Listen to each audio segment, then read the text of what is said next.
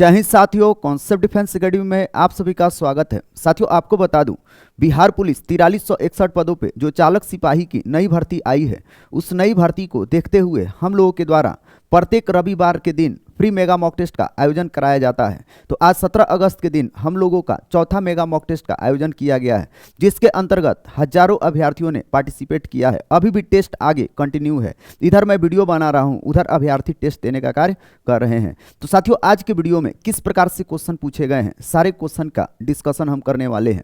आपको बता दूं साथियों, हम लोग जो टेस्ट कराते हैं उस टेस्ट का रिजल्ट, रैंकिंग, कट ऑफ और मेधा सूची भी जारी करने का कार्य करते हैं। अर्थात पूरे बिहार के अभ्यर्थियों का हम लोग टेस्ट कंडक्ट करवाते हैं और जितने भी अभ्यर्थी पार्टिसिपेट किए होते हैं उनके भीड़ में हम आपका रैंकिंग बताने का कार्य करते हैं। तो साथियों, इस टेस्ट से बहुत सारे अभ्यर्थियों को फायदा होता है। तो चलिए साथियों, आज के वीडियो को हम लोग एनालिसिस करते हैं। वीडियो में हम आगे बढ़े उसके पहले कि जो भी अभ्यर्थी हैं, यदि चैनल पे पहली बार है तो सबसे पहले आप लोग चैनल को सब्सक्राइब कर बेल बटन जरूर दबा लीजिएगा, ताकि आपको आगे का अपडेट मिलता रहे। यहाँ से जो भी अपडेट दिया जाता है 100% सटीक, ऑथेंटिक और विभागीय जानकारी दिया जाता है। तो आइए साथियों, हम लोग वीडियो को स्टार्ट करते हैं। सबसे पहले हम आपको दिखाते हैं, स्टेप बाय स्टेप बात करेंगे। सबसे पहले आज जो टेस्ट चल रहा है उसका खासियत आपको दिखा देते हैं, ठीक। उसके बाद से हम क्वेश्चन का क्या करेंगे, एनालिसिस करेंगे। तो आइए हम लोग देखते हैं, है ना, टेस्ट किस प्रकार से चल रहा है। आप भी इस चीज़ को देखने का कार्य कीजिए। साथियों, अगर मैं बात करूं, है ना, टेस्ट के बारे में, तो साथियों यहाँ पे देखिए जो हम लोग टेस्ट कंडक्ट करवा रहे हैं, ध्यान दीजिएगा। यहाँ पे अभी तक कुल 1349 अभ्यर्थियों ने, मैं थोड़ा सा जूमिंग करता हूँ, है ना, देखिए अभी जो टेस्ट चल रहा है इसमें अभी तक टोटल 1349 अभ्यर्थी क्या किए हैं, 1349 अभ्यर्थी पार्टिसिपेट किए हैं। अभी मैं इधर वीडियो शूट कर रहा हूँ, है ना। जब मैं शाम को रिजल्ट रैंकिंग जारी करूंगा तो उस समय ये आंकड़ा बहुत ही बढ़ चुका होगा, है ना। तो साथियों, हम लोग जो टेस्ट कराते हैं, इस टेस्ट के माध्यम से देखिए फायदा क्या होता है। फायदा क्या होता है, सबसे पहला नंबर फायदा कि हम लोग आंकड़ा जुटा लेते हैं कि किस जिला से कितने अभ्यर्थी टेस्ट देने का कार्य किए हैं। साथियों, ये पाई चार्ट है। इस पाई चार्ट में देखिए, जैसे मैं यहाँ पे टच किया हूँ तो अभी उधर 1349 अभ्यर्थी टेस्ट दिए हैं, उसमें से 109 सारण जिला के हैं, 93 अभ्यर्थी गया जिला के हैं। यहाँ पे टच करिए, वैशाली से 55 है। यहाँ पे देख लीजिए औरंगाबाद से 57 है। यहाँ पे देख लीजिए भोजपुर से 70 है। यहाँ पे आप देख लीजिए नवादा से कितने हैं, 51 है। उसी प्रकार से यहाँ पे जितना जिला है, बिहार के 38 जिला से अभ्यर्थी पार्टिसिपेट करने का कार्य करते हैं। पटना से 85 अभ्यर्थी हैं। उसी प्रकार से गया जी से 93 गो हैं। यहाँ पे आप पाई चार्ट को आप बदलते रहिए। देखिए यहाँ पे देखिए औरंगाबाद से 57 अभ्यर्थी, यहाँ पे देख लीजिए भागलपुर से 48 अभ्यर्थी। कहने का मतलब ये है कि जब हम लोग टेस्ट कंडक्ट करवाते हैं तो पूरे बिहार का आंकड़ा निकल के आ जाता है और पूरे बिहार के अभ्यर्थी ही जाएंगे चालक सिपाही का एग्जाम देने के लिए। ऐसे स्थिति में इस पूरे बिहार के अभ्यर्थियों में आपका क्या रैंकिंग है, अगर रैंकिंग अच्छा है इसका मतलब आपका रिजल्ट बनना तय है, क्योंकि आपका जो कंपटीशन होगा इसी के बीच में, इन्हीं लोगों के बीच में क्या हो रहा है, कंपटीशन होगा, है ना। चलिएगा, आप किस कैटेगरी से हैं इसका भी ब्यौरा हम लोग निकाल लेते हैं। जैसे मान लीजिए बीसी ईबीसी के 396 अभ्यर्थी अभी टेस्ट दिए हैं।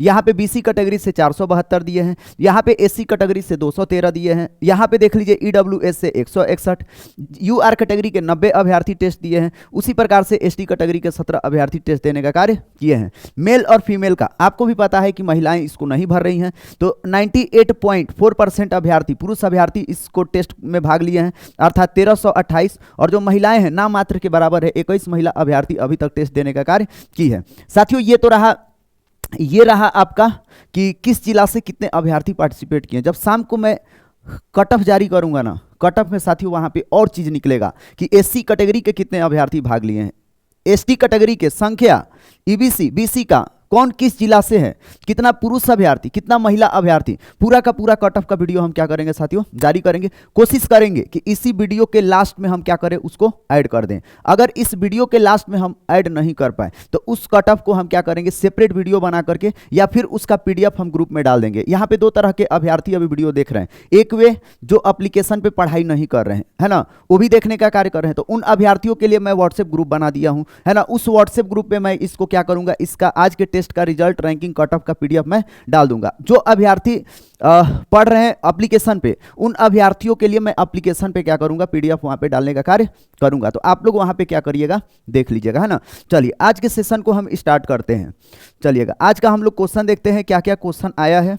चलिएगा। हाँ, मैं आगे बढ़ूं उसके पहले एक चीज़ और मैं आप लोगों को दिखाना चाहता हूं, है ना साथियों, हम लोगों का जो चालक सिपाही का बैच चल रहा है इसके बारे में थोड़ा सा मैं आपको बता देता हूं, है ना, फिर उसके बाद से हम आगे बढ़ेंगे।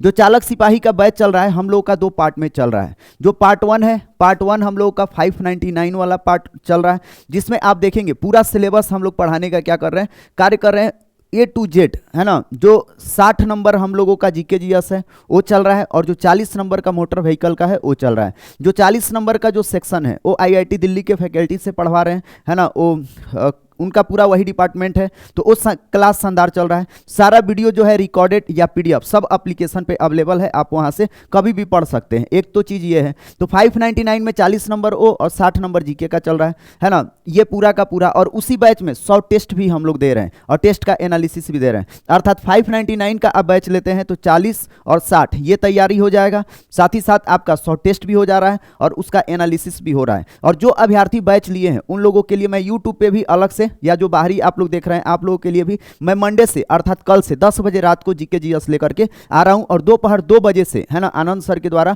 कुछ क्वेश्चन का 40 वाला का प्रैक्टिस कराया जाएगा, है ना। लेकिन जो मेन मटेरियल है आपका वो एप्लीकेशन पे ही रहेगा, है ना, घबराना नहीं है किसी को।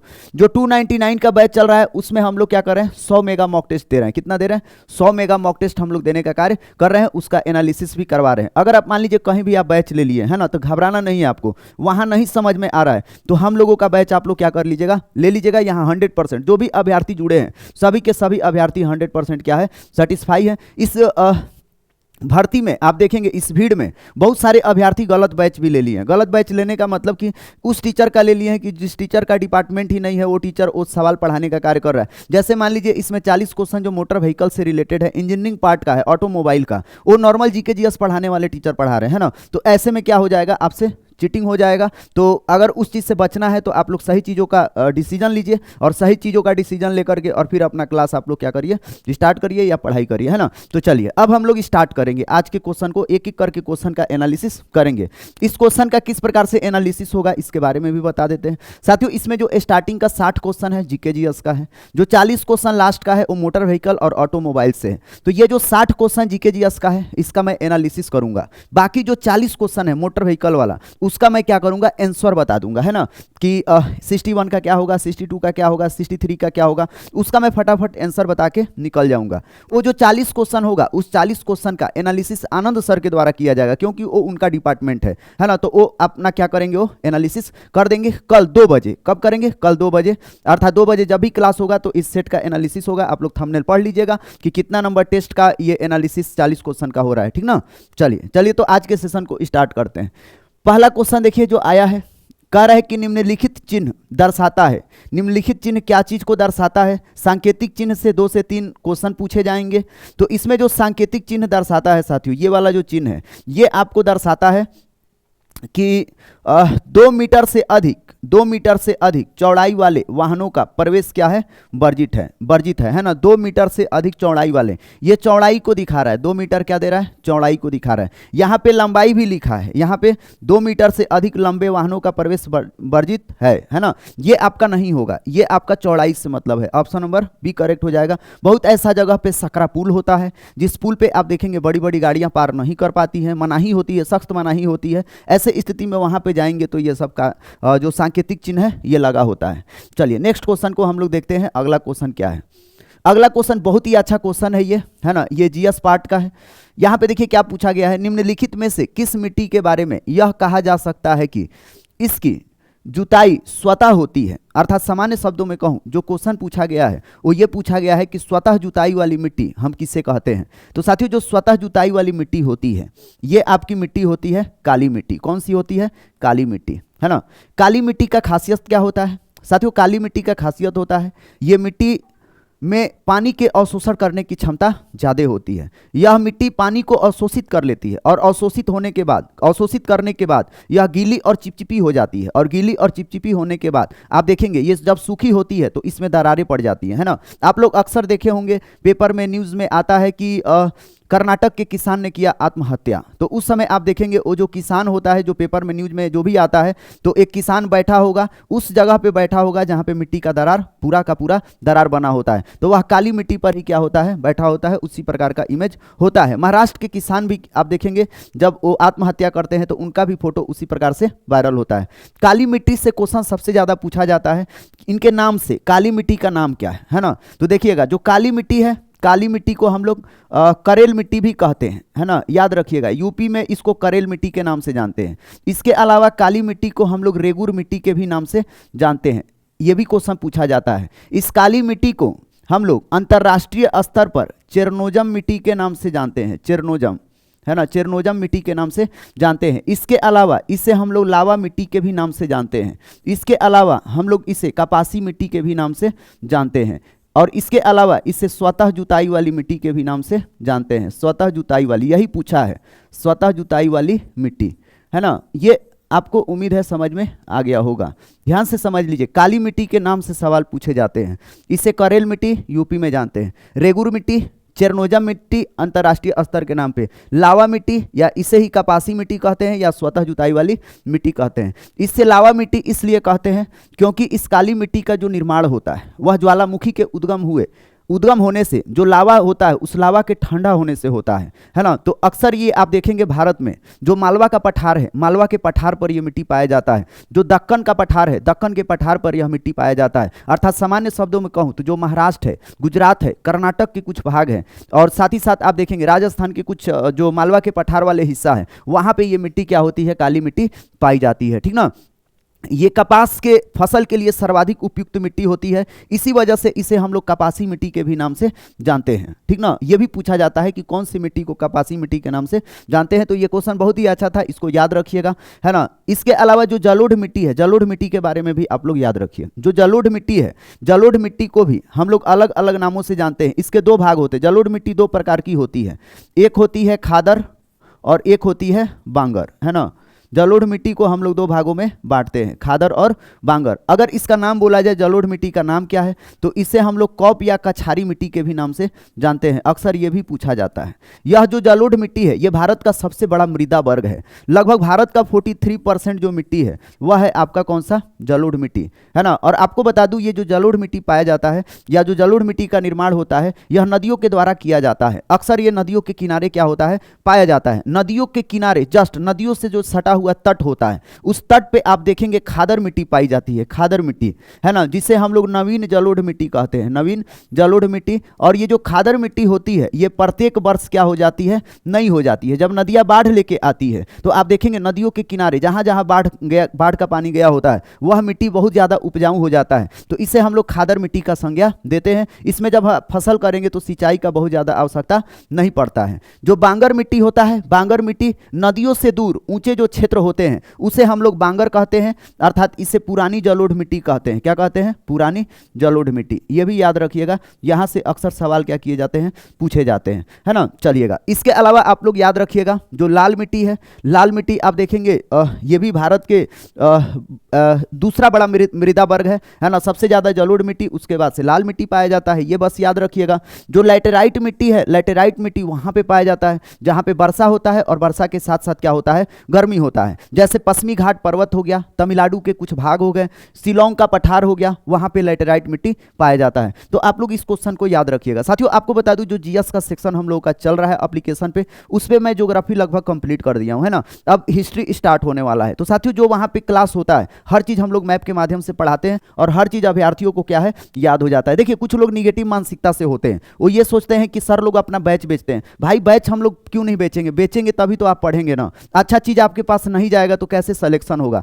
आज के दौर में क्या है, आज के दौर में यह है कि आप अच्छा चीज का कितना बेहतरीन तरीका से चुनाव कर पाते हैं। अगर चुनाव कर लिए तो सब चीज सही होता है ना। चलिएगा, इस सवाल का सही जवाब आप लोग देंगे। यह रोड चिन्ह किस चीज को सूचित करता है, कमेंट करेंगे, है ना। आप लोग कमेंट भी कर दीजिएगा, है ना। चलिएगा, तो इसका जो सही जवाब होगा, है ना, सभी मोटर वाहनों का आना मना है ना। ध्यान रखिएगा, जो सांकेतिक चिन्ह होते हैं, यहाँ पे देख लीजिए ये रेड कलर का बना है और यहाँ पे वाहन को लगा के क्रॉस कर दिया गया, अर्थात किसी भी वाहन को आना वर्जित है। ऑप्शन नंबर ए इसका क्या हो जाएगा, करेक्ट हो जाएगा।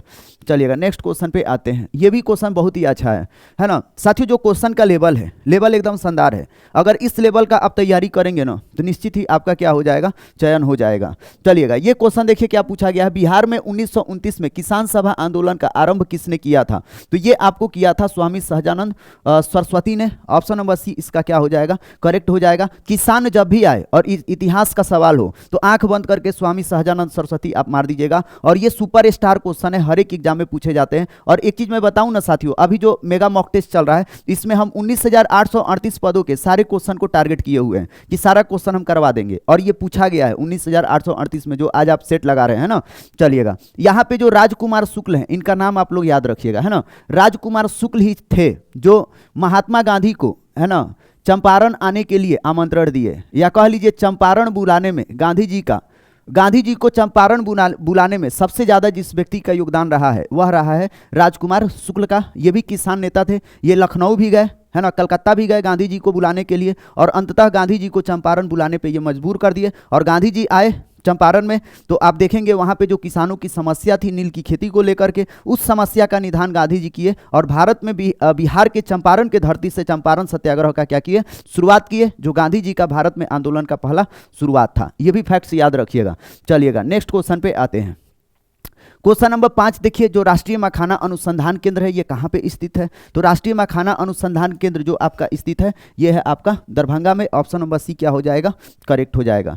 चलिए नेक्स्ट क्वेश्चन पे आते हैं। नेक्स्ट क्वेश्चन ये भी बहुत अच्छा क्वेश्चन है, इस सवाल का सही जवाब दीजिए। ये 21,391 पदों में पूछा गया है, सॉरी 19,838 पदों में। मैं ये टेस्ट में भी करवाया था, सेम क्वेश्चन आ गया था, है ना। कह रहा है खेलो इंडिया यूथ गेम 2025 के संबंध में निम्नलिखित कथनों पर विचार कीजिए तथा सही विकल्प का चयन कीजिए। हम लोग को सही विकल्प इसमें क्या करना है, चुनना है। 2 कथन दिया हुआ है। पहला कथन देखिए क्या कह रहा है खेलो इंडिया यूथ गेम 2025 का आयोजन बिहार के 4 शहरों में पटना, राजगीर, गया और भागलपुर में हुआ था, है ना। साथियों खेलो इंडिया यूथ गेम का आयोजन बिहार में हुआ था, लेकिन 4 शहरों में ना होकर के 5 शहरों में हुआ था। कितने शहरों में, 5 शहर, याद रखिएगा। 5 शहर में 4 शहर दे दिया, पटना, राजगीर, गया, भागलपुर, और एक और आप ऐड कर लीजिएगा बेगूसराय। और इसको हो सके तो आप लोग याद रख लीजिए, संभवतः यह चालक सिपाही में यह क्वेश्चन पूछा जाएगा, है ना। ये सबसे हॉट क्वेश्चन है, ठीक ना। तो ये वाला आपका पहला वाला कथन गलत हो जाएगा। क्या हो जाएगा, कथन गलत हो जाएगा। सही विकल्प का चयन करना है, किसका, सही विकल्प का। लेकिन ये विकल्प गलत है। ये कह रहा है कि 4 शहरों में आयोजित किया गया था, तो गलत है ना। 5 शहरों में आयोजित किया गया था, पहला गलत है। दूसरा कह रहा है बिहार के अलावा नई दिल्ली शूटिंग, जिम्नास्टिक और ट्रैक साइकिलिंग के मुकाबले आयोजन किया गया था। दूसरा वाला सही है। दूसरा वाला क्या है, सही है। पहला वाला गलत है। तो केवल 2 इसका क्या हो जाएगा, सही हो जाएगा। चलिए नेक्स्ट क्वेश्चन को देखते हैं। अगला क्वेश्चन देखिए, बहुत ही अच्छा क्वेश्चन है। कह रहा है मगध साम्राज्य का संस्थापक कौन था, ठीक ना।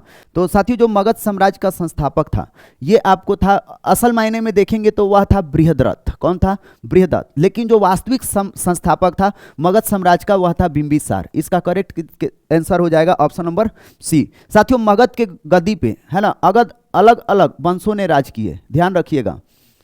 आपको बता दूं कि 6ठी शताब्दी ईसा पूर्व, है ना, 6ठी शताब्दी ईसा पूर्व, 6ठी शताब्दी ईसा पूर्व, है ना, ईसा पूर्व आप देखेंगे, है ना, मगध साम्राज्य का उत्कर्ष होता है। मगध साम्राज्य का उत्कर्ष होता है।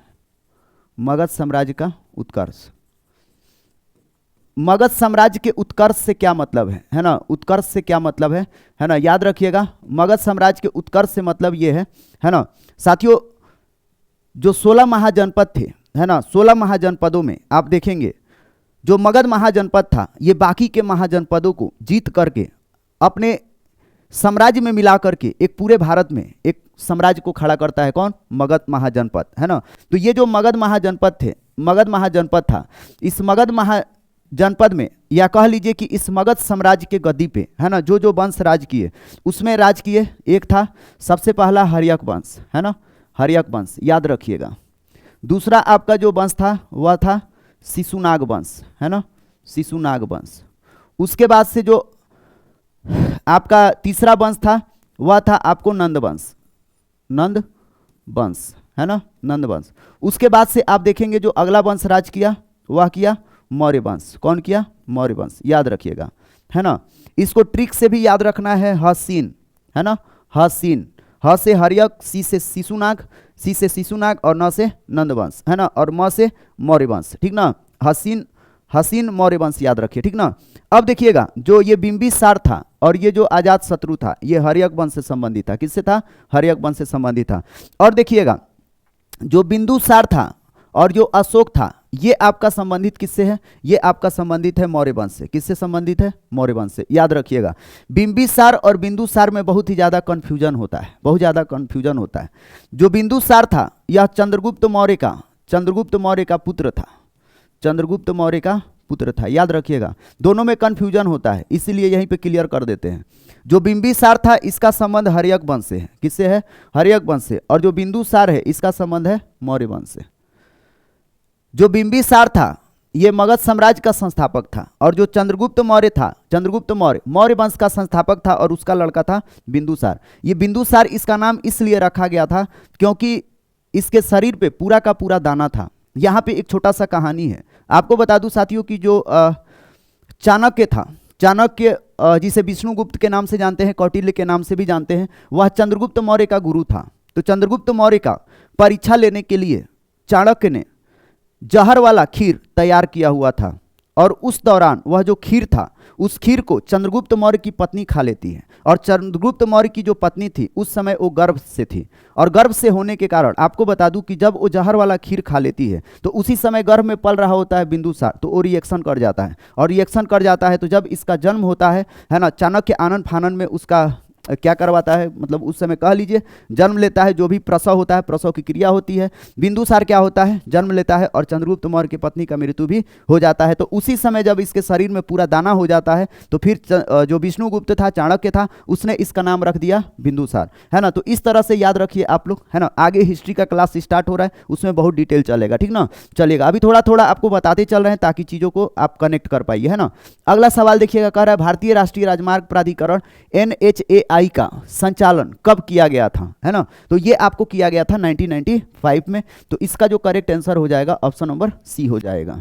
चलिए नेक्स्ट क्वेश्चन पे आते हैं। ये क्वेश्चन बहुत ही अच्छा है, कह रहा है कि बिहार के क्षेत्र में सर्वप्रथम कौन आए थे? कौन मतलब जो यूरोपीय यात्री थे, ये सर्वप्रथम इसमें पूछा है कि कौन आए थे। तो साथियों सबसे पहले आए थे पुर्तगाली, बिहार में बंगाल के क्षेत्र में आए थे। तो इसका करेक्ट आंसर ऑप्शन नंबर क्या हो जाएगा? सी हो जाएगा, ठीक ना। चलिए नेक्स्ट क्वेश्चन पे आते हैं। अगला सवाल देखिए, बहुत ही अच्छा क्वेश्चन है ये भी, है ना। चलिएगा चलिएगा, मोबाइल में पढ़ते हैं, बोर्ड चमक भी रहा है थोड़ा सा, है ना, लाइट भी कट गया है, गर्मी हो रहा है, ठीक। चलिएगा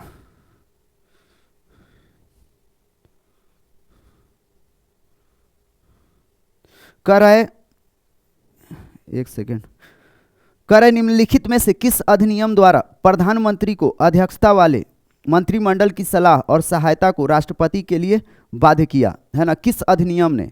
कह रहा है कि 42वां संविधान संशोधन 1976, और दूसरा कह रहा है 44वां संविधान संशोधन 1978। तो साथियों इसका जो करेक्ट आंसर हो जाएगा, इसका करेक्ट आंसर ए और बी क्या हो जाएगा? दोनों हो जाएगा। 42वां और 44वां संविधान संशोधन के द्वारा आप देखेंगे जो मंत्रिमंडल का जो सलाह है ना, प्रधानमंत्री की अध्यक्षता वाले मंत्रिमंडल की सलाह और सहायता को राष्ट्रपति पर बाध्य किया गया, है ना। ये आपको 42वां और 44वें संविधान संशोधन के अंतर्गत किया गया था, याद रखिएगा। 42वां संविधान संशोधन ये बहुत ही ज़्यादा इंपॉर्टेंट है ना, भारत के पॉलिटी के या भारत के संविधान में, क्योंकि इस समय आप देखेंगे जो मूल संविधान था, मूल संविधान में बहुत सारा चीज़ संशोधित किया गया, है ना। इसलिए इसे हम लोग मिनी संविधान के नाम से भी जानते हैं, याद रखिएगा 42वें संविधान संशोधन को, ठीक ना। चलिएगा नेक्स्ट क्वेश्चन पे आते हैं, अगला क्वेश्चन पे। यह क्वेश्चन देखिए बहुत ही अच्छा है, कह रहे निम्नलिखित में से कौन सा हिमनद सिक्किम में स्थित है? सिक्किम राज्य में कौन सा ग्लेशियर स्थित है? तो साथियों सिक्किम राज्य में जो ग्लेशियर स्थित है उसका करेक्ट आंसर हो जाएगा जेमू ग्लेशियर। कौन सा?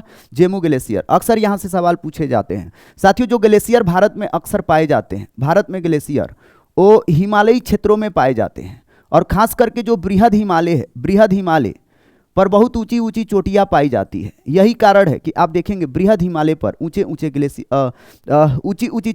जो बृहद हिमालय है, बृहद हिमालय वर्ष भर क्या होता है? ढका होता है, अर्थात उस पर ग्लेशियर पाए जाते हैं। क्या पाए जाते हैं? ध्यान से समझ लीजिए। जो भारत के उत्तर में हिमालय है, भारत के उत्तर में क्या है? हिमालय है। तो ये जो हिमालय है, इस हिमालय पर ऊंची ऊंची चोटियां पाई जाती है। ऊंची ऊंची चोटियां पाए जाने के कारण आप देखेंगे वहां पे क्या होते हैं, ग्लेशियर पाए जाते हैं, वो वर्ष भर क्या होता है, ढका होता है।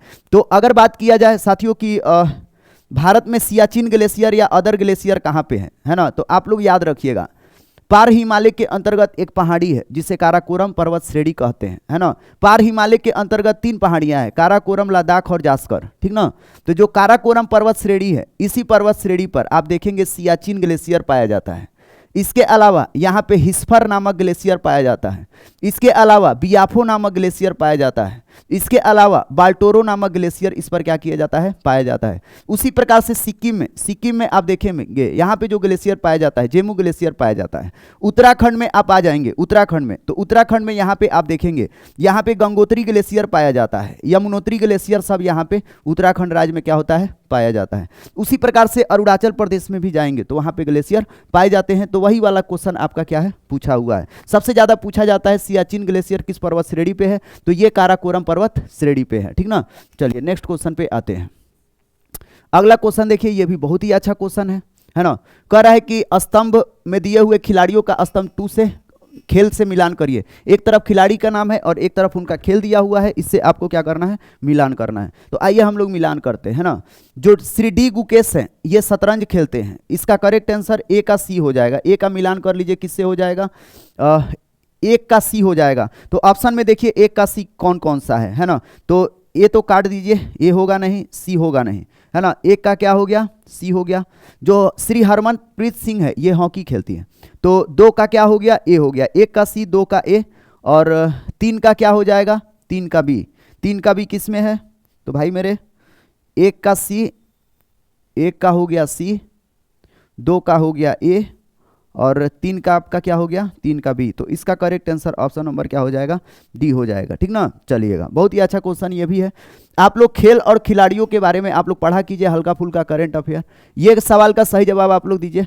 कह रहा है कि जो ग्लोबल फायर पावर क्या कह रहा है, कह रहा है कि ग्लोबल फायर पावर इंडेक्स 2025 में भारत को कौन सा स्थान मिला है ना। तो साथियों इसमें मिला है भारत को 4था स्थान।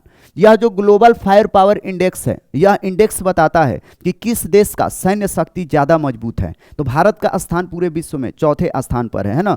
ये भारत के लिए कह लीजिए एक उपलब्धि है, या हम लोगों के लिए भी उपलब्धि है। 14 नंबर सवाल देखिएगा क्या कह रहा है, उपराष्ट्रपति के निर्वाचक मंडल में कौन कौन शामिल होते हैं। कह रहा है कि इनमें भारत के संसद के निर्वाचित और मनोनीत दोनों सदस्य क्या होते हैं, शामिल होते हैं। तो ये वाला सही है, पहला वाला।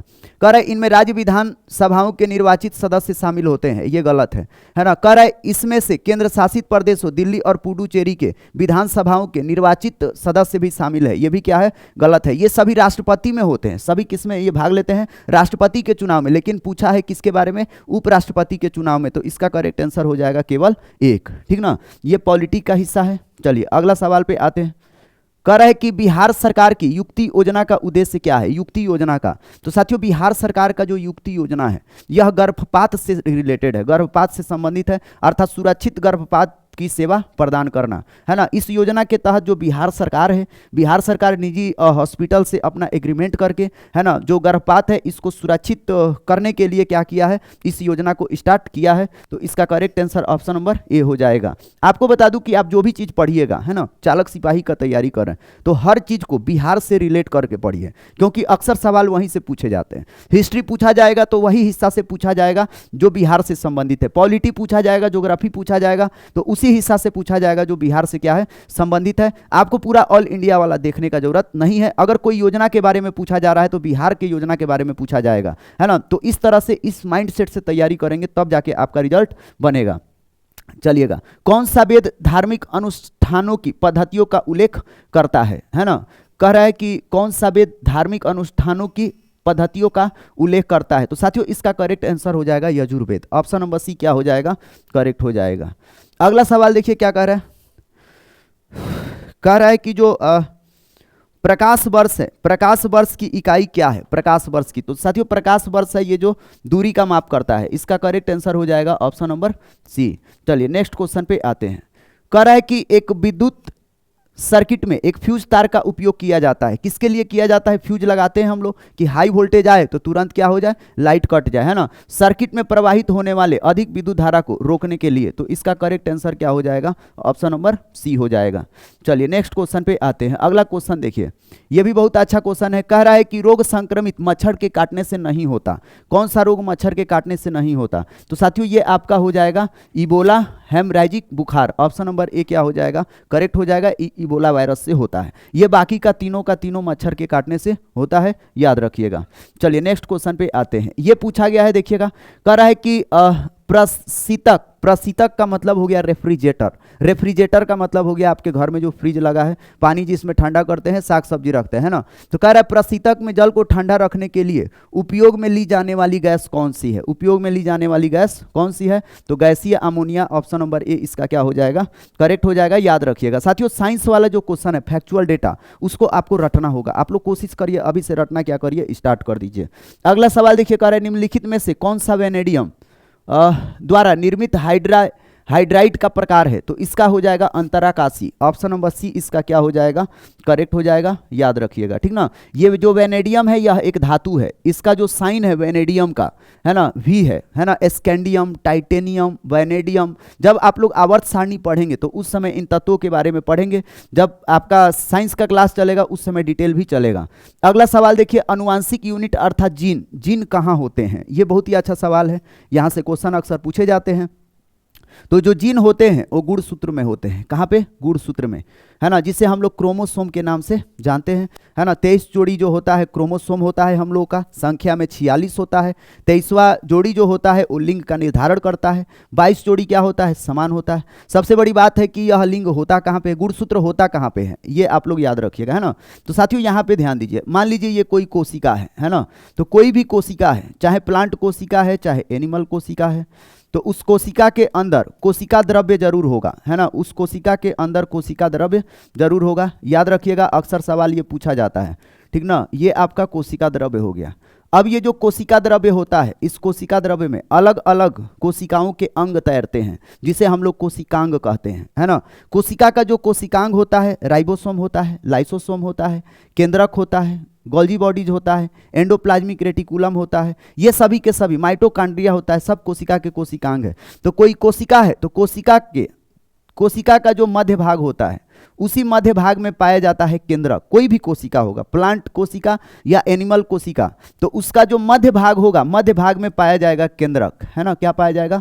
केंद्रक, जिसे हम लोग कहते हैं न्यूक्लियस। क्या कहते हैं? न्यूक्लियस। अब इस केंद्रक के अंदर पाया जाता है केंद्रिका। क्या पाया जाता है? इस केंद्रक के अंदर पाया जाता है केंद्रिका। ये भी याद रखिएगा, केंद्रिका पाया जाता है ना, जिसे न्यूक्लियोलस कहते हैं, केंद्रिका। अब ये जो केंद्रिका है, इस केंद्रिका में पाए जाते हैं क्रोमैटिन धागे। क्या पाए जाते हैं?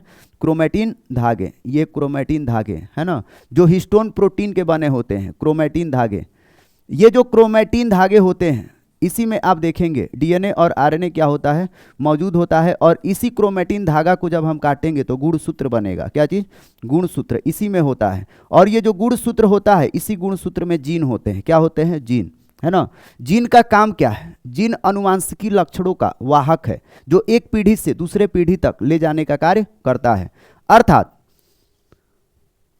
जब इस धरती पे किसी नए कोशिका का जन्म होता है, अर्थात मान लीजिए आपका जन्म हुआ है, तो आपका जन्म, है ना, जो मम्मी है, मम्मी के जो ओवम है और जो पापा का स्पर्म है, दोनों के मिलने से, है ना, एक नया कोशिका का जन्म हुआ है, अर्थात आपका जन्म हुआ है ना। तो आपके अंदर कौन कौन से लक्षण होंगे? अर्थात आपका 2 पैर होगा, 2 आंख होगा, 2 कान होगा, 1 नाक होगा, आपका मस्तिष्क होगा, सर पे, पैर नीचे होगा, है ना, 5-5 अंगुलियां होगी। ये सारा का सारा सूचना आता है अपने पूर्वज से। तो जो सूचना लेकर के आता है, एक पीढ़ी से दूसरे पीढ़ी तक लेकर के जाने का कार्य करता है ना, वो करता है जीन। वो कौन करता है? जीन, याद रखिएगा। और ये गुणसूत्र पे होता है। किस पे होता है? गुणसूत्र पे। यही सवाल पूछा है, अनुवांशिकी यूनिट अर्थात जीन कहाँ होते हैं? तो गुणसूत्र में होते हैं। ऑप्शन नंबर बी, है ना, याद रखिएगा। जो लाइसोसोम है, लाइसोसोम को याद रखिएगा, इसे आत्महत्या की थैली भी कहा जाता है, ठीक ना। चलिए नेक्स्ट क्वेश्चन पे आते हैं। अगला क्वेश्चन देखिए क्या कर रहा है।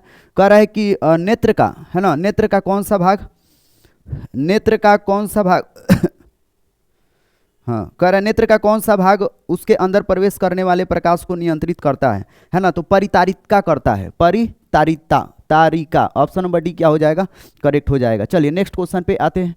क्वेश्चन नंबर 24 देखिए क्या कह रहा है। कह रहा है कि बक्सर का युद्ध कब हुआ था, है ना? तो साथियों जो बक्सर का युद्ध हुआ था 1764 ईस्वी में हुआ था, है ना? इसका करेक्ट आंसर हो जाएगा ऑप्शन नंबर सी। देखिए इसमें एग्जैक्ट डेट दे दिया है, 22 अक्टूबर दे दिया है ना? याद रखिएगा 22 और 23 अक्टूबर को, है ना, 1764 ईस्वी में हुआ था बक्सर का युद्ध। यह एक निर्णायक युद्ध था, है ना?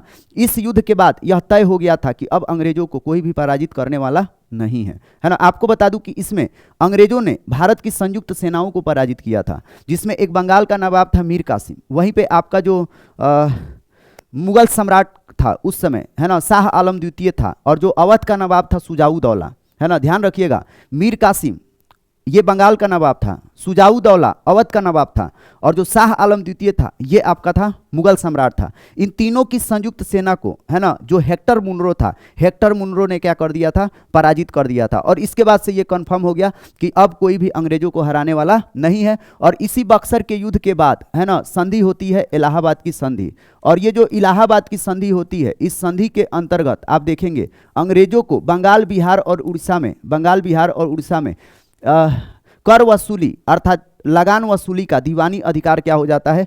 प्राप्त हो जाता है। और ये हुआ था 1765 ईस्वी में। कब हुआ था? 1765 ईस्वी में। तो जब भी 1764 बक्सर को पढ़िए तो 1765 में आप इलाहाबाद को संधि को पढ़ने का कार्य करिएगा। ये सवाल एक साथ आता है, ठीक ना? चलिए नेक्स्ट क्वेश्चन पे आते हैं। कह रहा है कि जो नाभिकीय रिएक्टर है, इस नाभिकीय रिएक्टर में भारी जल का प्रयोग किस रूप में किया जाता है ना? तो भारी जल अर्थात D2O, भारी जल को हम लोग क्या कहते हैं? D2O कहते हैं, है ना, ड्यूटेरियम ऑक्साइड। तो यह मंदक का कार्य करता है। ऑप्शन नंबर ए क्या हो जाएगा? करेक्ट हो जाएगा। चलिए नेक्स्ट क्वेश्चन पे आते हैं। क्वेश्चन नंबर 26 देखिए क्या कह रहा है। चलिए 26 नंबर क्वेश्चन ये कह रहा है कि इन कथनों पर विचार कीजिए। 1857 की क्रांति की शुरुआत है ना, 1857 की क्रांति की शुरुआत एक सैन्य विद्रोह के रूप में हुई थी।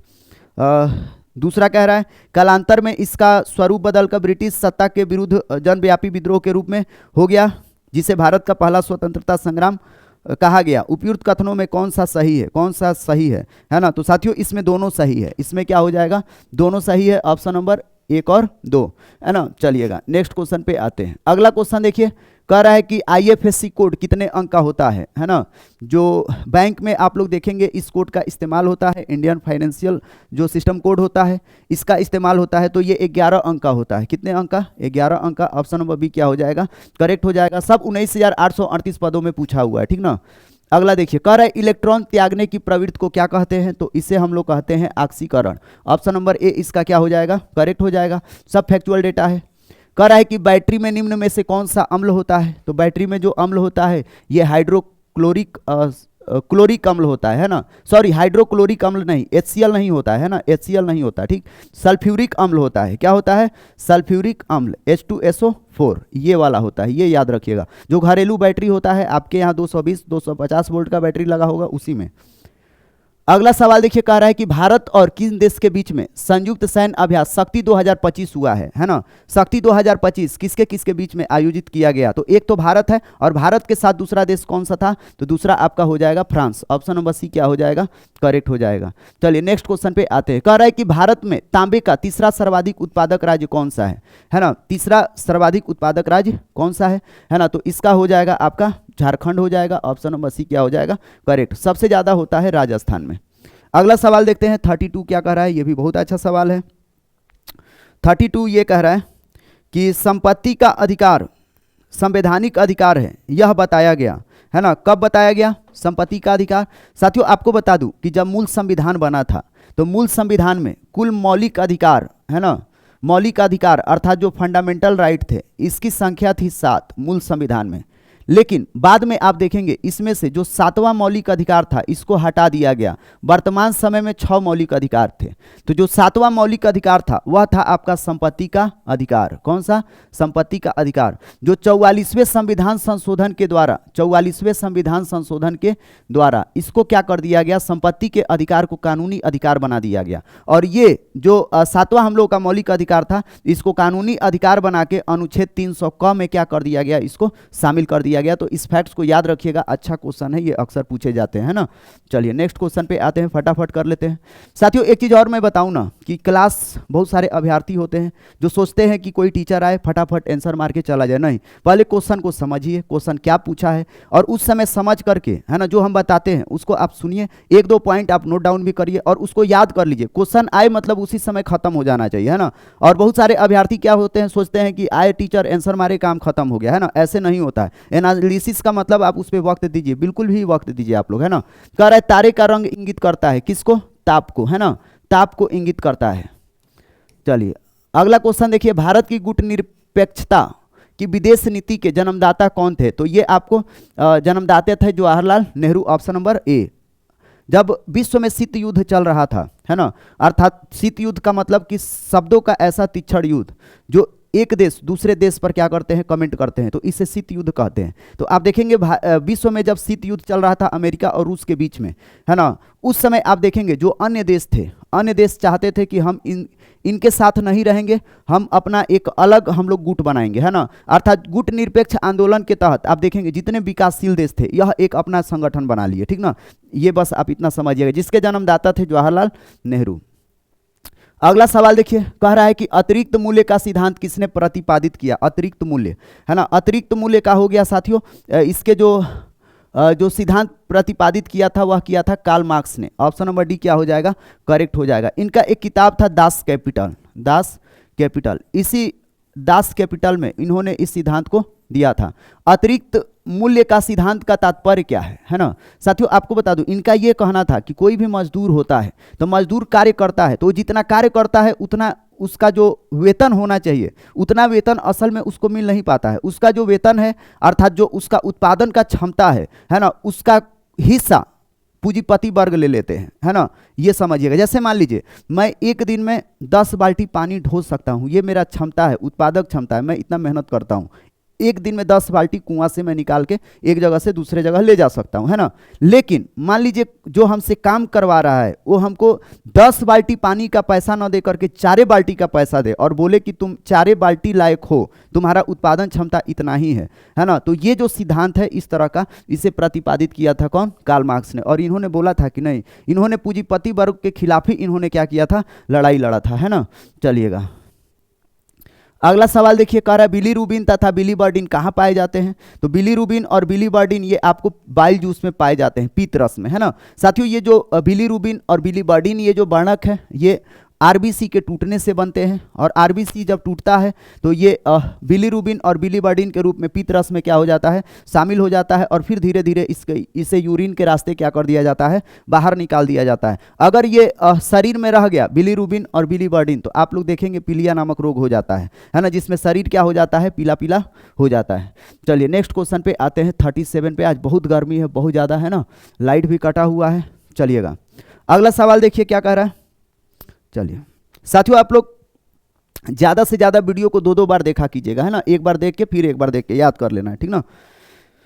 कह रहा है कि राज्य पुनर्गठन आयोग 1956 की सिफारिशों के बाद बिहार विधानसभा के निर्वाचन सदस्यों की संख्या कितना थी, है ना, तो 318। कितना था, 318। ऑप्शन नंबर ए इसका करेक्ट हो जाएगा। चलिए अगला देखिए, कह रहा है कि विचरण गुणांक की अवधारणा का प्रयोग सर्वप्रथम किसने किया था। तो कार्ल पियर्सन ने किया था। ऑप्शन नंबर बी क्या हो जाएगा, करेक्ट हो जाएगा। ये भी फैक्चुअल डेटा है। 39 पे आते हैं। 39 देखिए क्या कह रहा है। 39 ये कह रहा है कि बिहार में क्रियान्वित की जा रही अंत्योदय अन्न योजना का मुख्य उद्देश्य क्या है। अंत्योदय अन्न योजना, पहला कह रहा है कि गरीबों को निःशुल्क भोजन की व्यवस्था करना, दूसरा कह रहा है कि वृद्धजनों को निःशुल्क भोजन की व्यवस्था करना, चयनित परिवारों को सस्ता गेहूं और चावल आवंटित करना। ऑप्शन नंबर सी क्या हो जाएगा, करेक्ट हो जाएगा। आपको बता दूं कि जो अंत्योदय कार्ड योजना के अंतर्गत आते हैं, आप लोग देखेंगे वो डीलर के यहाँ जाते हैं तो राशन लेने के लिए, तो उनका कार्ड अलग टाइप का होता है ना। उन्हें आप देखेंगे विशेष लाभ दिया जाता है, चयनित परिवारों को सस्ता गेहूं और चावल क्या होता है, दिया जाता है। तो ऑप्शन नंबर सी क्या हो जाएगा, करेक्ट हो जाएगा। अगला सवाल देखिए, कह रहा है भारतवर्ष में सर्वाधिक वर्षा किस क्षेत्र में होती है। तो भारत में जो सर्वाधिक वर्षा होती है वह होती है पश्चिमी घाट पर्वत, हिमालय क्षेत्र और मेघालय के शिलोंग के पठार पर होती है। तो इसका जो करेक्ट आंसर हो जाएगा ऑप्शन नंबर ए, है ना साथियों। आप लोग ध्यान दीजिएगा, भारत में जो मानसून आता है, 2 तरह से मानसून आता है, एक ग्रीष्म ऋतु में आता है और एक शीत ऋतु में आता है। तो जो ग्रीष्म ऋतु में मानसून आता है वह आता है दक्षिण पश्चिम मानसून, है ना, वो दक्षिण पश्चिम के तरफ से हवाएं उठ के आती हैं। तो ग्रीष्म ऋतु में जो वर्षा आता है वो सबसे ज़्यादा वर्षा जो करेगा यहाँ पे जो पश्चिमी घाट पर्वत है, इसी पश्चिमी घाट पर्वत पे सर्वाधिक वर्षा करता है। और ग्रीष्म ऋतु में आप देखेंगे, है ना, दक्षिण पश्चिम मानसून से जो वर्षा होता है वो भारत में सर्वाधिक होता है। 90% जो वर्षा होता है दक्षिण पश्चिम मानसून से होता है ना। और दक्षिण पश्चिम मानसून आता है तो सबसे पहले इसी पश्चिमी घाट पर्वत के केरल के मालाबार तट से टकराता है और फिर धीरे धीरे ये ऊपर चला जाता है ना। जो अभ्यर्थी एप्लीकेशन पे पढ़े हो मानसून को समझ गए होंगे, है ना।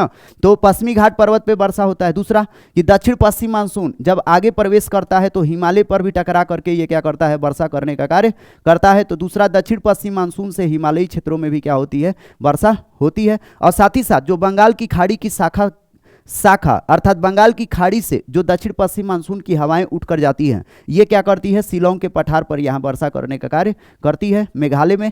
तो इसका करेक्ट आंसर हो जाएगा ऑप्शन नंबर ए, ठीक ना। चलिए, अच्छा क्वेश्चन था। अगला देखिए, कह रहा है कि जो आयुर्वेद के महान विद्वान चरक किस शासक काल से संबंधित थे। तो साथियों जो चरक थे इन्होंने चरक संहिता का रचना किया था और ये कनिष्क के काल के ये महत्वपूर्ण कह लीजिए क्या थे, ये विद्वान थे। तो इसका करेक्ट आंसर हो जाएगा ऑप्शन नंबर सी हो जाएगा, ठीक ना। चलिए नेक्स्ट क्वेश्चन पे आते हैं। कह रहा है स्कर्वी रोग किस विटामिन की कमी के कारण होता है। तो जो स्कर्विक रोग होता है यह विटामिन सी के कारण होता है। इसका नाम है स्कर्विक एसिड। क्या नाम है, स्कर्विक एसिड, रासायनिक नाम। चलिएगा अगला क्वेश्चन आते हैं। अगला क्वेश्चन कह रहा है कि जो निम्न में से कौन सा कथन मेढक के रक्त परिसंचरण तंत्र के लिए सही है। मेढक के बारे में पूछा गया है कि उसका जो रक्त परिसंचरण तंत्र है अर्थात हृदय है, हृदय किस प्रकार का है। तो साथियों इसका जो हृदय होता है 3 कोष में बना होता है, 2 आलिंद होता है और 1 क्या होता है, नीले होता है। ऑप्शन नंबर बी इसका क्या हो जाएगा, करेक्ट हो जाएगा। चलिए नेक्स्ट क्वेश्चन पे आते हैं। अगला कह रहा है कि राज्य की उत्पत्ति का सबसे प्राचीन सिद्धांत कौन सा है। तो राज्य के उत्पत्ति का सबसे प्राचीन सिद्धांत है वो है दैवीय सिद्धांत। ऑप्शन नंबर ए क्या हो जाएगा, करेक्ट हो जाएगा। नेक्स्ट क्वेश्चन पे आते हैं 45, है ना। 45 देखते हैं क्या कह रहा है। 45 नंबर क्वेश्चन आपको ये कह रहा है कि निम्न में से कौन सा मत राज्य की उत्पत्ति के विकासवादी सिद्धांत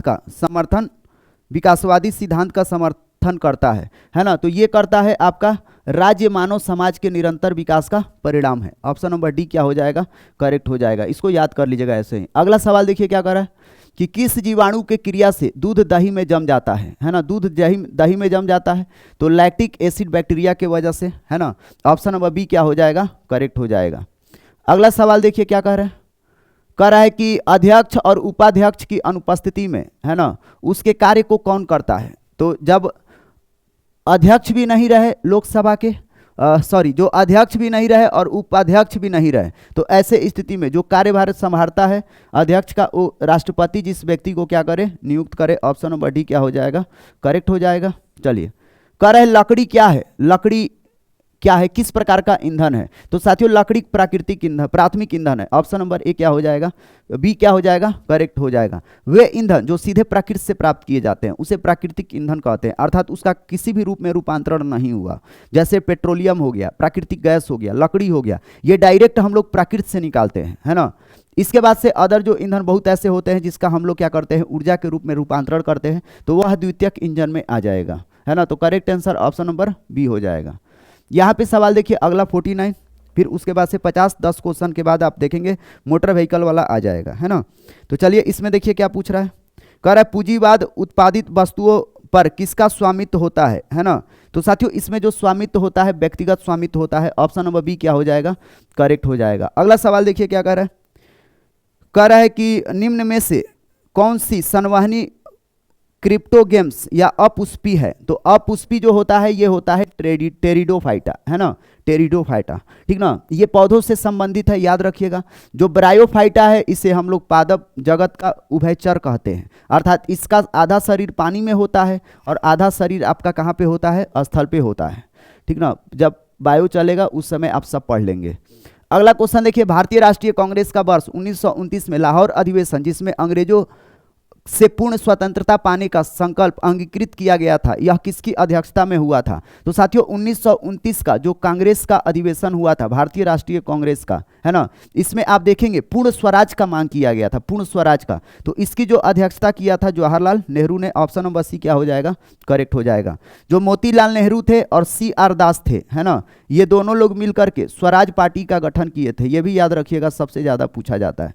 स्वराज पार्टी का गठन किए थे 1923 ईस्वी में, ठीक ना, 1923 ईस्वी में, ठीक। गोपाल कृष्ण गोखले जो थे, है ना, ये महात्मा गांधी के राजनीतिक गुरु थे। महात्मा गांधी के कौन थे, राजनीतिक गुरु थे। बाल गंगाधर तिलक, आप लोग याद रखिएगा, ये गर्मपंथी नेता थे, है ना। और ये जो बाल गंगाधर तिलक थे, इन्होंने मराठा और केसरी नामक पत्रिका का भी क्या किया था, लॉन्च किया था। चलिएगा नेक्स्ट क्वेश्चन पे आते हैं। अगला क्वेश्चन 52 नंबर, है ना, कह रहा है कि वर्ष 2000 में बिहार से बनाए गए झारखंड राज्य के निर्माण के बाद बिहार विधानसभा का सदस्य कितनी सदस्यों की संख्या कितनी है, तो 243। वर्तमान में कितना है, 243। बहुमत के लिए 122 चाहिए। कह रहा है प्रकाश के चिकने पृष्ठ से टकराकर वापस लौटने की घटना को क्या कहते हैं। कह रहा है कि जब प्रकाश किसी चमकीले सतह से टकरा करके वापस लौटता है तो इस घटना को हम लोग क्या कहते हैं, प्रकाश का परावर्तन। ऑप्शन नंबर बी क्या हो जाएगा, करेक्ट हो जाएगा। चलिए नेक्स्ट क्वेश्चन पे आते हैं। कह रहा है सूची 1 को सूची 2 से क्या करना है, मिलान करना है। ये सब गुप्त काल के शासक आपको दिखाई दे रहे हैं यहाँ पे, सॉरी विद्वान दिखाई दे रहे हैं। वराह मिहिर का संबंध था किससे, खगोल विज्ञान से, है ना। जो विशाखा दत्त थे, इसकी रचना था क्या चीज, मुद्रा राक्षक। चरक का जो संबंध था, ये इनका संबंध किससे था, तो ये आपका था चिकित्सा से। तो पहले मिला लीजिए, बी का 3 और सी का 1, बी का 3 सी का 1, कौन सा है, बी का 3 सी का 1, बी का 3 सी का ए, इसका सी नंबर करेक्ट हो जाएगा। ए का हो जाएगा 2, है ना, ए का हो जाएगा 2 और डी का हो जाएगा आपका, डी का 4 हो जाएगा, है ना। चलिएगा नेक्स्ट क्वेश्चन पे आते हैं साथियों। इसके बाद जो 40 नंबर मोटर व्हीकल का है, फटाफट उसका आंसर हम बता देंगे, है ना। चलिए, पूछा है कि छोटा नागपुर पठार की सबसे ऊंची चोटी कौन सी है। तो साथियों जो छोटा नागपुर के पठार की सबसे ऊंची चोटी है, यह है आपका पारसनाथ। ऑप्शन नंबर सी क्या हो जाएगा, करेक्ट हो जाएगा। जो धूपगढ़ चोटी है, यह सतपुड़ा पर्वत श्रेणी की सबसे ऊंची चोटी है। सतपुड़ा पर्वत श्रेणी की, है ना, सतपुड़ा पर्वत श्रेणी की सबसे ऊंची चोटी है। उम्मीद है आपको ये चीज समझ में आ गया होगा। चलिए नेक्स्ट क्वेश्चन पे आते हैं। सब एप्लीकेशन पे हो गया है, बैच में सब करवा दिया आप लोग को, है ना। यहाँ पे देखिए, रसोई में प्रयुक्त की जाने वाली न चिपकने वाली बर्तनों की परत पे क्या होती है, तो टेफ्लॉन होती है। क्या होती है, टेफ्लॉन। ऑप्शन नंबर ए क्या हो जाएगा, करेक्ट हो जाएगा। अगला सवाल देखिए, कह रहा है तांडव नृत्य किससे संबंधित है। तो साथियों जो तांडव नृत्य है, ये आपका संबंधित है आपका वीर और रौद्र रस से। ऑप्शन नंबर सी क्या हो जाएगा, करेक्ट हो जाएगा। अगला सवाल पे आते हैं। अगला देखिए, कह रहा है कि निम्नलिखित में से कौन सा कथन सही है, कौन सा कथन सही है। कह रहा है सियाल में ग्रेनाइट और नीस जैसी चट्टानों की क्या है, प्रधानता है। सियाल में साथियों जो पृथ्वी के अंदर जो खनिज पाए जाते हैं, जो धातु पाए जाते हैं, उसके बारे में चर्चा कर रहा है। सियाल का मतलब हो गया सिलिकॉन और एल्युमिनियम, है ना। में ग्रेनाइट और नीस जैसी चट्टानों की प्रधानता है, सही है ना। यहाँ पे सीमा, है ना, जो सिलिकॉन और मैग्नीशियम है ना। यहाँ पे निर्माण में मुख्यतः बेसाल्ट एवं ग्रेबो जैसी चट्टानों की प्रधानता है, ये भी सही है। क्रोड में निकिल और लोहा अर्थात नीफे, इसको कहते हैं नीफे, है ना। सियाल को सिलिकॉन एल्युमिनियम, सीमा को सिलिकॉन मैग्नीशियम और क्रोड में आपका निकिल और लोहा है, तो नीफे कहते हैं। तत्वों की अधिकता है, तो तीनों क्या है, सही है। ध्यान से समझिएगा, पृथ्वी पे धरती के अंदर क्या क्या पाया जाता है, कौन कौन सा पदार्थ। तो ये आपका सियाल का मतलब सिलिकॉन और एल्युमिनियम, है ना। सीमा का मतलब सिलिकॉन और मैग्नीशियम, और आपका हो गया निकिल और आयरन को हम लोग नीफे कहते हैं। इसको नीफे कहते हैं, क्या कहते हैं, नीफे। इन सब की प्रधानता है, तो ऑप्शन नंबर डी क्या हो जाएगा, करेक्ट हो जाएगा। चलिए 59 पे आते हैं। फिर इसके बाद से 60 क्वेश्चन के बाद आप देखेंगे मोटर व्हीकल का है, उसका आंसर हम फटाफट क्या करेंगे, बताएंगे आपको, है ना। देखिएगा क्या बोल रहा है कि नियोजित निवेश, है ना। चलिएगा देखिएगा क्या कर रहा है, लाइट आया क्या, हाँ रुक जाइए।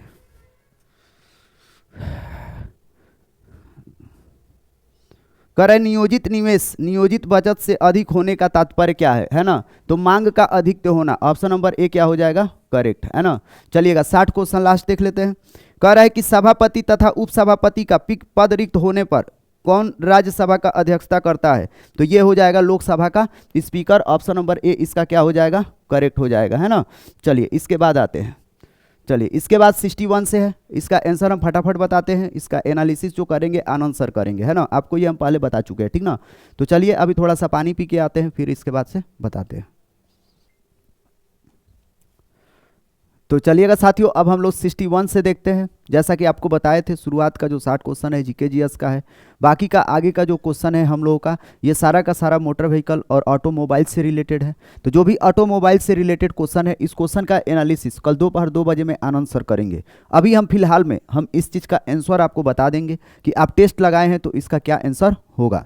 साथियों आपको बता दूं, ये 40 क्वेश्चन है, बहुत ही ज़्यादा इंपॉर्टेंट है। तो हम नहीं चाहते हैं कि आनंद फानन में इसको बता करके आपको खत्म कर दें, और जो जिसका जिस चीज़ में एक्सपर्टीज है अगर वही चीज़ करे तो ज़्यादा बेटर रहेगा। और आपको बता दूं साथियों, यही चीज़ हो रहा है यूट्यूब पे, बहुत सारे टीचर है ना जो जीके जीएस पढ़ाते थे वो ये सब पढ़ाने लग रहे हैं ना, और बच्चों को समझ में आ नहीं रहा है। इसीलिए हम लोग के प्लेटफॉर्म पे जो फैकल्टी है आईआईटी दिल्ली के हैं एक्सपर्ट को मैं बार बार उस चीज़ पे मैं आपको फोकस भी कर रहा हूँ। क्लास भी वो यूट्यूब पे लिए हैं, आप लोग जा करके देख सकते हैं ना, तो उनके द्वारा ये सब चीज़ किया जाएगा।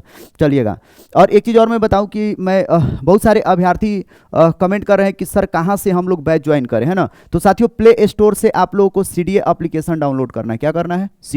सीडीए डाउनलोड कर लीजिएगा, बैच परचेज करने का ऑप्शन आ जाएगा, ठीक ना। या व्हाट्सएप पे, ये मेरा नंबर है 7979045782, व्हाट्सएप पर हाई लिखेंगे तो आपको लिंक मिल जाएगा, है ना, लिंक से आप जुड़ जाएंगे। चलिएगा, देखते हैं क्या पूछा गया है। पहला क्वेश्चन कह रहा है ज़्यादा मोटा कचरा आ जाने के कारण कभी कभी कहाँ पे रुकावट पड़ जाता है। तो साथियों इसका जो आंसर हो जाएगा main jet, option number A क्या हो जाएगा? करेक्ट हो जाएगा। नेक्स्ट क्वेश्चन पे आते हैं। कह रहा है कि अगर एक्सीलरेटर छोड़ देने से इंजन बंद हो जाता है तो समझ लेना चाहिए कि रुकावट है ना। कहाँ रुकावट है? तो स्लो रनिंग सर्किट में। इसका करेक्ट आंसर ऑप्शन नंबर ए हो जाएगा। नेक्स्ट क्वेश्चन पे आते हैं। कह रहा है कि जो एसी पंप में गड़बड़ी पड़ जाने के कारण क्या होता है। तो एसी पंप में अगर गड़बड़ी हो जाता है ना, तो पेट्रोल कम फेंकता है। तो ऑप्शन नंबर ए इसका क्या हो जाएगा? करेक्ट हो जाएगा। अगला क्वेश्चन देख लीजिए क्या बोल रहा है। कह रहा है किसके अंदर तार नहीं डालना चाहिए, है ना। तार किसके अंदर नहीं डालना चाहिए? तो तार आपको नहीं डालना चाहिए जेटों के अंदर। किसके अंदर? जेट के अंदर। ऑप्शन नंबर ए इसका क्या हो जाएगा? करेक्ट हो जाएगा। अगला कह रहा है पेट्रोल ज़्यादा खर्च ना हो इसके लिए क्या करना चाहिए। खर्च ना हो इसके लिए क्या करना चाहिए? पहला कह रहा है कि हर एक जेट को गैस्टिक देकर अच्छी तरह से कस देना चाहिए, सही है। हर जोड़ को गैस्टिक देकर अच्छी तरह से कम देना चाहिए, है ना, ये भी क्या है? सही है, अच्छी तरह से कम देना चाहिए, ठीक। अगला कह रहा है हर एक पाइपलाइन में गैस्टिक देकर अच्छी तरह से कस देना चाहिए, ठीक ना। तो इसका उपयुक्त सभी हो जाएगा ऑप्शन नंबर डी। इस तरह का सवाल आएगा और उपयुक्त सभी देगा तो वही मारिएगा, अक्सर वही होता है। कह रहा है सिलेंडर में दबी हुई संपीड़ित गैस में आग क्यों आग लगाई जाती है ना। तो आग इसलिए लगाया जाता है क्योंकि आग लगने से यह गैस क्या होती है? फटती है ना। इसके फटने से ताकत पैदा होती है, इंजन स्टार्ट हो जाता है। ऑप्शन नंबर डी क्या हो जाएगा? करेक्ट हो जाएगा। इसका भी उपयुक्त सही हो जाएगा। अगला सवाल देखिए क्या कह रहा है। कह रहा है कि जो मोटर गाड़ियों के इंजन में कितने तरह के इग्निशन होता है। तो 3 तरह का होता है। कितना हो जाएगा? 3। ऑप्शन नंबर सी करेक्ट हो जाएगा। अगला सवाल देखिए, कह रहा है कि मोटर गाड़ियों के इंजन की ताकत से एक खाली स्थान चलता है जो कि बिजली पैदा करता है। तो जो बिजली पैदा करने का कार्य करता है वह करता है साथियों transformer. Option number B correct हो जाएगा। ये आपको नहीं भी नॉलेज है फिर भी आप बना सकते हैं, ठीक ना।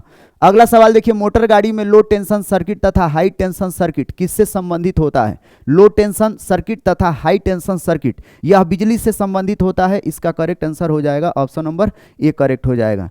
चलिए नेक्स्ट क्वेश्चन को देख लेते हैं। कह रहा है मोटरसाइकिल में हर एक जोड़ के अंदर तेल या ग्रीस पहुंचाने का प्रबंध रखा गया है जिसको हम लोग कहते हैं, है ना, जिसे हम लोग कहते हैं लुब्रिकेशन सिस्टम। ऑप्शन नंबर इसका बी करेक्ट हो जाएगा।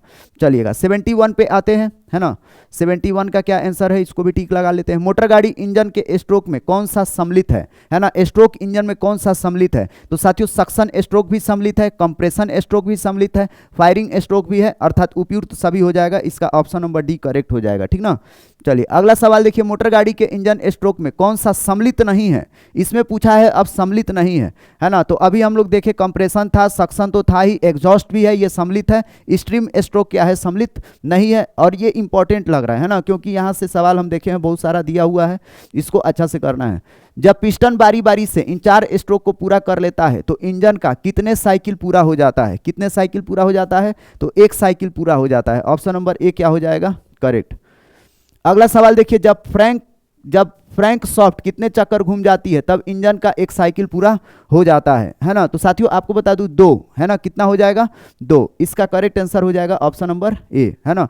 अगर कुछ हमारे बताने में मिस्टेक होगा तो आपको टेंशन नहीं लेना है, आनंद सर एनालिसिस कराएंगे, ऑल चीज़ क्या कर देंगे, ओके कर देंगे। ऐसे जो भी हम आपको बता रहे हैं सारा जो करेक्ट आंसर है वही आपको बता रहे हैं, ठीक ना। चलिएगा अगला सवाल देखिए, एक्सप्लेन ओ करेंगे। कैम सॉफ्ट कितने चक्कर घूम जाती है और हर एक इंजन बॉल्ब एक बार में खुल जाता है तब इंजन का साइकिल पूरा हो जाता है, तो कितना हो जाएगा साथियों, एक cycle. Option number A correct हो जाएगा, इसका करेक्ट आंसर ऑप्शन नंबर ए हो जाएगा। अगला देखिए कह रहा है कि स्टार्टिंग हैंडल घुमाने से क्या घूम जाती है, तो स्टार्टिंग हैंडल घुमाने से आपका क्रैंक सॉफ्ट घूम जाता है, इसका करेक्ट आंसर हो जाएगा ऑप्शन नंबर ए, ठीक ना। चलिए नेक्स्ट क्वेश्चन पे आते हैं।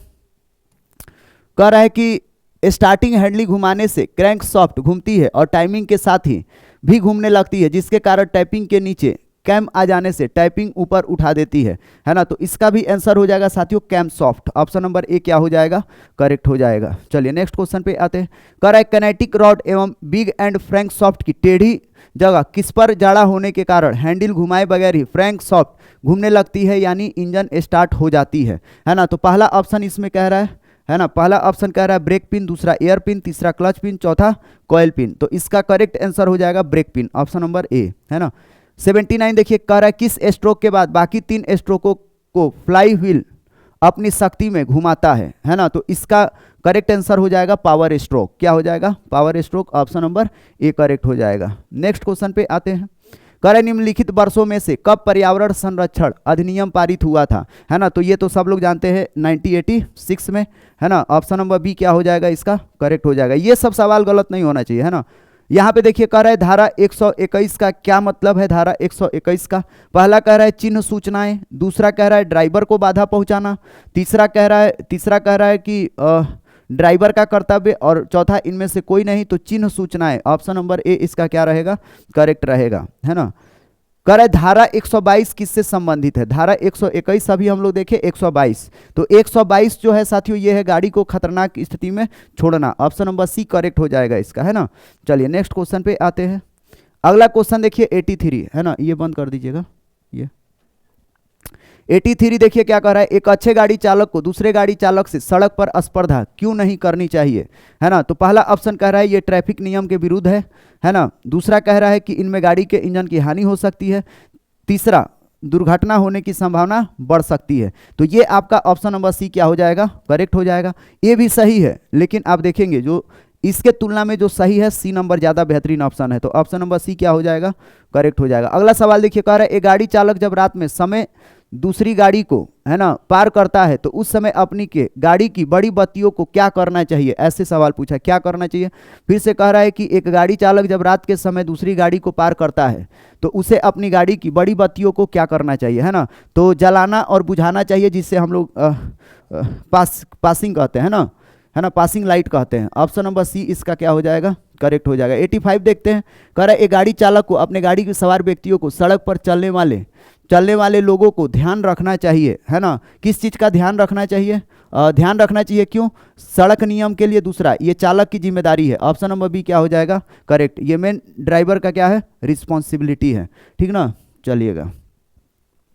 चलिए अगला सवाल देखते हैं क्या कह रहा है कि अगर आप गाड़ी चला रहे हैं तो उस समय अगर आपको गाड़ी का दरवाजा खोलने की जरूरत पड़ जाए तो क्या करेंगे आप, है ना। पहला कह रहा है धीरे से दरवाजे खोलकर फिर बंद कर दें, दूसरा कह रहा है पहले गाड़ी को रोके और फिर दरवाजा खोले, है ना। ये करेक्ट आंसर हो जाएगा ऑप्शन नंबर बी, ठीक ना। गाड़ी चलते हुए दरवाजा आपको नहीं खोलना है, साइड में करिए फिर उसके बाद से, है ना। 87 देखिए मोटर गाड़ी के प्रत्येक ड्राइवर के लिए यह मान्य है कि वह यातायात के आदेशात्मक द्वारा दी गई सूचना के अनुसार ही गाड़ी चलाए, है ना। तो इसमें जो पहला ऑप्शन कह रहा है ये कह रहा है सूचना, दूसरा कह रहा है चिन्ह, तीसरा अनुसूची, चौथा अधिकार, तो इसका हो जाएगा चिन्ह, ऑप्शन नंबर बी इसका क्या हो जाएगा, करेक्ट आंसर हो जाएगा।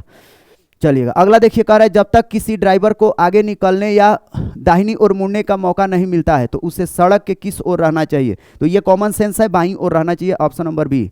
और 10 क्वेश्चन है, कह रहा है एक अच्छे ड्राइवर को गाड़ी चलाते समय शरीर के, है ना, किन किन इंद्रियों और कर्मेंद्रियों से सतर्क रहना चाहिए, है ना। तो पहला कह रहा है आँख कान नाक पैर, हाथ पैर आँख कान नाक हाथ पैर, इतना आपको होना चाहिए। आँख आपका के सब आगे होना चाहिए और साइड मिरर पे होना चाहिए, कान ध्यान से हॉर्न सुनना है, नाक आपको अच्छा से करना है ना, हाथ हाथ आपको बाहर नहीं निकालना है, पैर। इसका ऑप्शन नंबर डी क्या हो जाएगा, करेक्ट हो जाएगा, है ना। साथियों हमको लगता है कि सिर्फ यह इसलिए नहीं पढ़ना चाहिए कि एग्जाम में आएगा, इसलिए भी जानना चाहिए कि नॉलेज होगा आपको, है ना, दैनिक जीवन में उपयोग है। कह रही जब गाड़ी चला रहे हो और आपके सामने चौराहा या मोड़ आ जाए तो आप क्या करेंगे, है ना, क्या करेंगे। ऐसे स्थिति में साथियों आप गाड़ी को धीमी करेंगे। ऑप्शन नंबर सी क्या हो जाएगा, करेक्ट हो जाएगा, है ना। रेड लाइट नहीं जल रहा है ना, रेड जलने लगा। इधर वाला लाइट, बैक वाला इधर वाला बुझा दीजिए, है ना, इधर वाला, हाँ रहने दीजिए। चलिएगा, लाइट कट गया है तो थोड़ा सा फटाफट कर लेते हैं, है ना। 91 देखिएगा, अब इसको जला दीजिए पॉसिबल हो तो। ये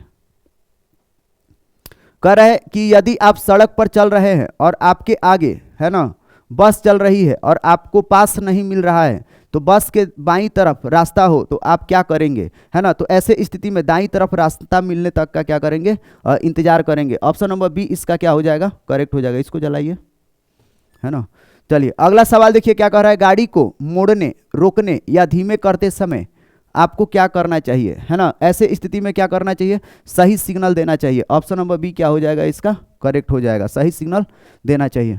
चलिए नेक्स्ट क्वेश्चन पे आते हैं, 93 पे। जब आप किसी कोने या चौराहे या मोड़ या घुमाव पर आगे सड़क न देख सके तो आप क्या करेंगे, है ना। तो ऐसे स्थिति में आगे नहीं निकलेंगे। ऑप्शन नंबर बी इसका क्या हो जाएगा, करेक्ट हो जाएगा। अगला सवाल देखिए, यदि आप रेलवे क्रॉसिंग को क्रॉस कर रहे हो तो आपको क्या करना चाहिए, है ना। तो ऐसे स्थिति में पहले दाईं और बाईं ओर देखेंगे, फिर क्या करेंगे, क्रॉस करेंगे। दाईं और बाईं ओर की कोई ट्रेन आ तो नहीं रही है, तो ऑप्शन नंबर सी इसका क्या हो जाएगा, करेक्ट हो जाएगा। मोटर गाड़ी को सड़क पर चलाते हुए किन बातों का ध्यान रखना चाहिए, पहला रोड सिग्नल, दूसरा रोड साइन, तीसरा रोड सेंस और चौथा उपयुक्त सभी। उपयुक्त सभी हो जाएगा, इसका सबका क्या करना चाहिए, ध्यान रखना चाहिए, है ना। चलिएगा 96 पे आते हैं, निम्न में से कौन सा राज्य के उत्पत्ति के बल सिद्धांत का समर्थक है ना। तो साथियों ये आपका हो जाएगा ओपेनहाइमर। ऑप्शन नंबर सी इसका करेक्ट हो जाएगा।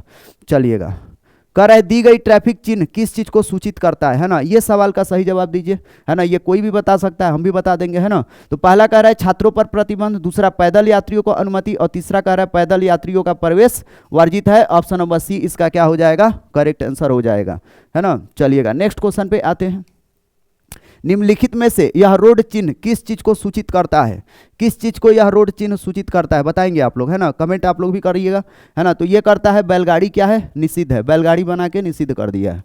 चलिए अगला 99 देखिए, नीचे दिए गए रोड चिन्ह का अर्थ बताइए, है ना। तो रोड चिन्ह का इसका अर्थ क्या हो जाएगा, पहला कह रहा है कि बड़ा निषिद्ध, दूसरा भारी वाहन निषिद्ध, सभी वाहन निषिद्ध, ट्रकों का प्रवेश क्या है, निषिद्ध है। ऑप्शन नंबर डी क्या है, करेक्ट हो जाएगा, है ना।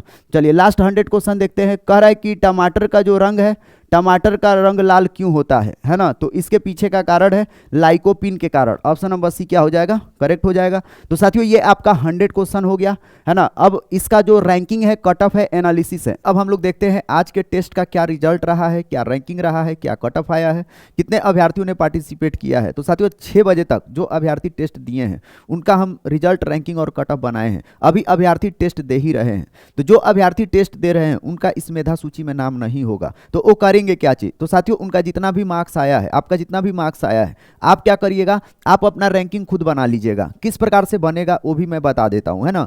चलिए जैसे मान लीजिए किसी अभ्यर्थी का 72 मार्क्स आया है, तो 72 मार्क्स वाला अभ्यर्थी वो 71 के ऊपर बैठा लेगा, है ना। जिसका 72 आया है वो 71 से तो कम कभी रहेगा ही नहीं रैंक में, हमेशा रहेगा इधर ऊपर की तरफ ही रहेगा। तो जिसका भी 72 आया उस हिसाब से अपना रैंकिंग देख लीजिएगा। यहाँ 13 नंबर तक, है ना, ये 72 मार्क्स उठाने वाले अभ्यर्थी हैं, 13वां नंबर। एक और कोई 72 उठाया होता तो 14 पे हो जाता, है ना। उसी प्रकार से किसी का भी जितना भी मार्क्स आया है 66, 67, 68, ये पूरा का पूरा PDF है, आप लिस्ट में आप रैंकिंग उस हिसाब से बैठा लीजिएगा। आपको फोन मैसेज करने का जरूरत नहीं है कि मेरा नाम है या नहीं है ना। चलिएगा आइए अब आते हैं यहाँ पे साथियों, देख लीजिए किस जिला से कितने अभ्यर्थी पार्टिसिपेट किए हैं। जो सबसे ज़्यादा मार्क्स उठाए हैं वह कोई रुद्र नया है, इन्होंने मार्क्स उठाया है और इनका ईमेल आईडी है ना, रुद्र नयन है ना। दूसरा मनीष कुमार उठाए हैं, तीसरा मोहम्मद राकिब हैं, तीसरा मयंक राजपूत हैं, उसके बाद से अमरेश कुमार यादव हैं, शुभ हैं, गौरव सिंह हैं, शिवम कुमार है। ये सभी के सभी अभ्यर्थी मार्क्स उठाए हैं। साथियों पेपर का लेवल अच्छा खासा था, है ना। जो अभ्यर्थी यहाँ पे मान लीजिए 75 तक उठाए हैं, समझ जाइए कि मतलब कि वो पढ़ने में ठीक ठाक होंगे, उनका तैयारी अच्छा खासा होगा, है ना।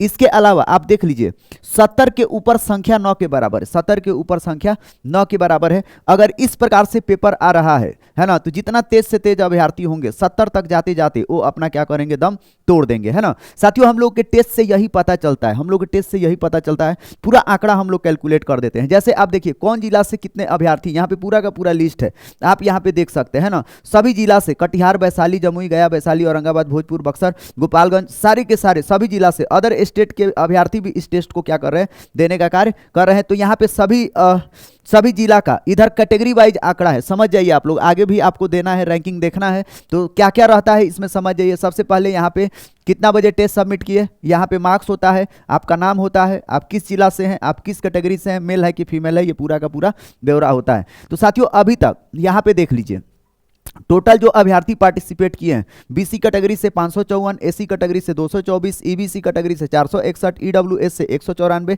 और यूआर से 101 और एसटी कैटेगरी से 21 अभ्यर्थी पार्टिसिपेट किए हैं। टोटल 1585 अभ्यर्थियों का आंकड़ा हम लेकर के आए हैं। अगर मैं बात करूं कट ऑफ का, कौन से अभ्यर्थी कितना मार्क्स उठाए हैं, तो साथियों यहाँ पे देखिए, है ना, 60 से 70 के बीच में 266 अभ्यर्थी हैं, 70 से 80 के बीच में 21 अभ्यर्थी हैं, 80 से 90 हैं 2 अभ्यर्थी, है ना, 90 से 100 कोई भी मार्क्स लेकर के नहीं आया है। यहाँ पे एक चीज आपको समझना होगा, देखिएगा 60 से ऊपर 80 तक या 60 से लेकर के 100 तक मात्र 17% अभ्यर्थी हैं, है ना। 16.8% ये वाला और 1.3% ये वाला जोड़ेंगे, लगभग आप देखेंगे 17% के आसपास, 18% के आसपास अभ्यर्थी हो रहे हैं। 60 के नीचे तादाद क्या है, अच्छा खासा है। ये बता रहा है कि अगर इस प्रकार से पेपर आएगा तो 60 नंबर तक जिनका भी आ रहा है, समझ जाइए वो फाइट कर जाएंगे अपने कैटेगरी में, वो अपना क्या करेंगे, रिजल्ट बना लेंगे, है ना। तो यहाँ पे देख लीजिए इस टेस्ट में जो कट ऑफ का आंकड़ा निकल के आ रहा है, जो भी अभ्यर्थी है ना 50 के ऊपर है, 50 के ऊपर है, वो फुली सेफ जोन में है, उसका रिजल्ट क्या होगा, बन जाएगा। क्योंकि 50 के ऊपर आप देख लीजिए 29.6% है, 40 से 50 के बीच में 29.6 है, 50 से 60 है कितना, 33%। तो 33% इनका तो रिजल्ट 100% बन जाएगा जो 50 के ऊपर वाले हैं, है ना। जो 40 से 50 के बीच में है, जिन अभ्यर्थियों का 40 से 50 के बीच में नंबर आया है, ये नंबर का आंकड़ा है, ध्यान से दीजिएगा, ये मार्क्स का आंकड़ा है।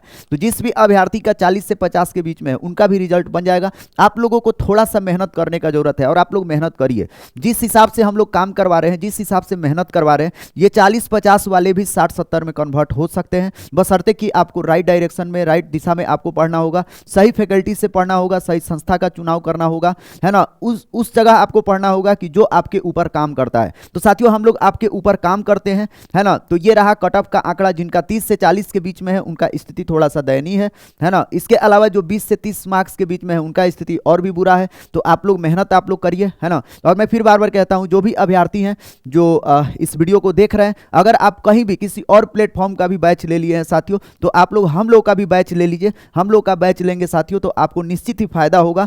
पैसा कोई बहुत ज्यादा नहीं है, 599 फुल बैच है, कोई बहुत ज्यादा नहीं है ना। ये अफोर्डेबल है, कोई भी कर सकता है अफोर्ड। आप दूसरा भी बैच लिए होंगे, कोई बात नहीं, ये भी ले लीजिए। 2-3 बैच लेके पढ़िए, रिजल्ट बनाने से मतलब है। और आप खुद देखिए कहां पे क्या मिल रहा है साथियों। हम लोग के पास जरूर कुछ ना कुछ आपको एक अलग यूनिक चीज मिलेगा, चाहे आपका जीएस हो, चाहे टेस्ट हो, चाहे टेस्ट का लेवल हो। टेस्ट का लेवल ही आप लोग देख सकते हैं लेवल किस प्रकार से है, बाकी हमको कुछ बताने का जरूरत नहीं है। अभी तक टोटल 20 टेस्ट हम कंडक्ट करवा चुके हैं, टोटल 100 टेस्ट हम करवाएंगे। किस प्रकार से जुड़ेंगे ये भी बता दिए। आपको एप्लीकेशन डाउनलोड करना है, CDA, बस प्ले स्टोर पे डाउनलोड कर लीजिए, जाइए सर्च करिए वहां से और एप्लीकेशन डाउनलोड करके आप बैच क्या करिए, ज्वाइन कर लीजिए। तो चलिए अभी लेते हैं विदा, फिर मिलेंगे नेक्स्ट वीडियो में। तब तक के लिए आप सभी को बाय।